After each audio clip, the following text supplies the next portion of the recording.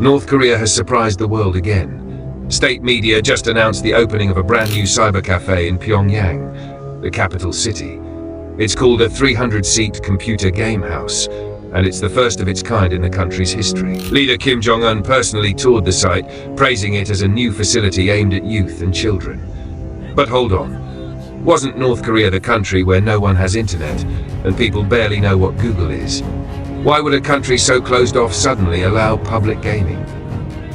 Let's dive into the truth behind this unexpected headline, and what it says about the country's control, image, and the digital future of North Koreans.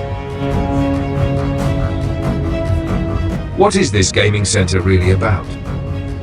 The state-run news agency described the gaming facility as part of a massive housing development project in Pyongyang. This area, called the Hwasong district, includes 50,000 new homes and other modern services like electric car centers. The cyber cafe was shown in government photos, rows of gaming chairs, futuristic lighting, neon walls, but no visible computers. Officials say the center will help improve the cultural and material well-being of citizens.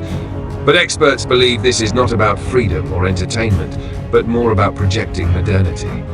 The truth is, this center will likely serve a small group of elites under heavy surveillance and control.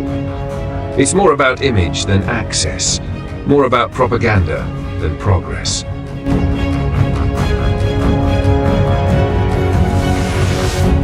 The harsh reality of internet access in North Korea. Despite flashy news about gaming centers, the internet is basically off-limits to nearly all North Korean citizens. Out of 25 million people, only a few thousand can access any version of the global web, and even then, it's watched 24/7. Most citizens have never seen YouTube, used Google, or even heard of Wi-Fi. Defectors report having to memorize the concept of the internet for school without ever experiencing it firsthand. And for the few allowed to go online, it's a nightmare of surveillance. A librarian sits beside you. The screen freezes every 5 minutes. You need fingerprint approval to continue browsing. Almost all international sites are blocked. You can't just search what you want. You're only shown what the regime permits. North Korea's intranet, the illusion of digital access. Instead of real internet, most North Koreans have access to something called Kwangmyong, a local, heavily censored intranet. It has a few government websites, some limited shopping options, and content designed purely for ideological control.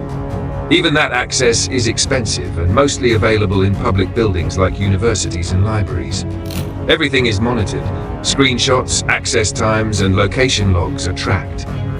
If someone tries to bypass the system, they risk severe punishment, even execution, in extreme cases.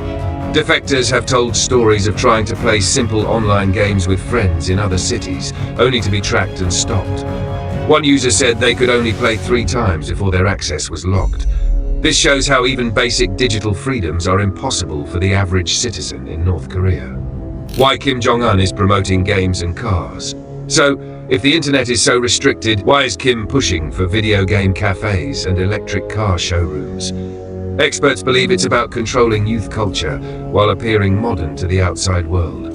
It could also be a way to scout hacking talent, as North Korea has already used sports and flying clubs to train cyber operatives. Kim may also want to enter international esports, not for fun, but for propaganda power. Car ownership, too, is mostly symbolic. Most citizens aren't allowed to own cars unless granted special permission. Cars are technically owned by companies, and only a few drive them. The goal here isn't freedom, it's visibility, prestige, and control over what citizens think modernization looks like. Conclusion: the illusion of progress. Yes, Kim Jong Un opened a cyber cafe. Yes, the photos look high-tech, but behind the lights and headlines lies a system designed to limit, not liberate. North Korea's digital space is one of the most tightly controlled in the world. This gaming center is not a sign of digital freedom. It's a reminder of just how far that freedom is out of reach. For most North Koreans, the internet is still just a myth, a ghost of a world they may never touch. Until major structural changes happen, screens may glow, but the truth remains dark. And for now, the cyber cafe is just another stage for one man's performance.